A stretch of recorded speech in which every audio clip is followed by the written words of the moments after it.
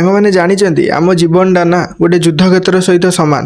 କାହିଁକି ନା ଏଠି କିଛି ବି ଜିନିଷ ଆମକୁ ସହଜରେ ମିଳିନଥାଏ। ସବୁ କିଛି ପାଇଁ ସଂଘର୍ଷ କରିବାକୁ ପଡ଼େ। ଆଉ ଆମ ସ୍ୱପ୍ନ ପୂରଣ କରିବାକୁ ନା ସେଇଭଳି ସଂଘର୍ଷ କରିବାକୁ ପଡ଼ିଥାଏ।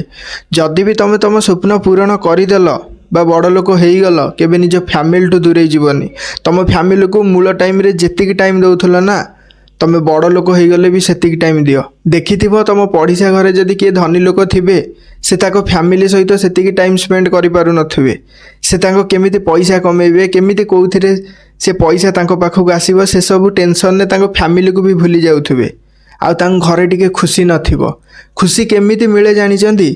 ସେ ଅଳ୍ପ ପଇସା ହେଉନା କାହିଁକି, ଅଳ୍ପ ଖାଇବା ହେଉନା କାହିଁକି, ସେ ପଖାଳ ହେଉନା କାହିଁକି, ଯଦି ଆମେ ସମସ୍ତେ ଫ୍ୟାମିଲି ଲୋକ ମିଶିକି ଖାଉଛେ ନା, ତା ଖୁସି ଆଉ ଟଙ୍କାରେ ବି ନଥାଏ। ସେଥିଲାଗି କହୁଛି, ଯଦି ତମ ଜୀବନ ସଂଘର୍ଷ ଯୁଦ୍ଧରେ ଜିତିବାକୁ ଚେଷ୍ଟା କର, ତମେ ଯେତିକି ବଡ଼ ଲୋକ ବି ହୁଅ, କିନ୍ତୁ ପରିଶେଷରେ କେବେ ବି ନିଜ ଫ୍ୟାମିଲିକୁ ବେଇମାନ କରିବନି, ନିଜ ଫ୍ୟାମିଲିକୁ କେବେ ଭୁଲିଯିବନି। ଯେତିକି ଟାଇମ୍ ମୂଳରେ ଦେଉଥିଲ ସେତିକି ଟାଇମ୍ ଲାଷ୍ଟ ଟାଇମ୍ରେ ବି ଦେବ, ନିଜ ଫ୍ୟାମିଲି ସହିତ ରହିବ।